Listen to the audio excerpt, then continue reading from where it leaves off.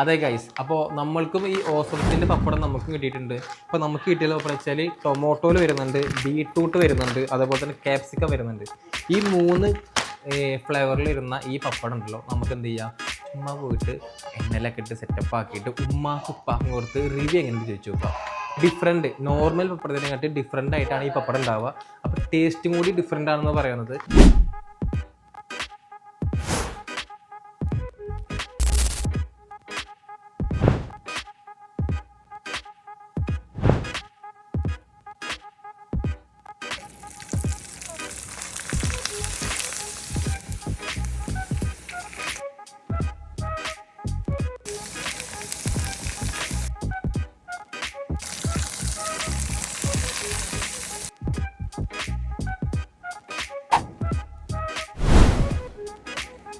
അതെ ഗൈസ്, ഉമ്മയുടെ ഉപ്പയുടെ റിവ്യൂ കിട്ടി. മിയാന്നാണ് പറഞ്ഞിട്ടുള്ളത്. 100ൽ 100 എന്നാണ് ഉമ്മ ഇപ്പം പറഞ്ഞിട്ടുള്ളത്.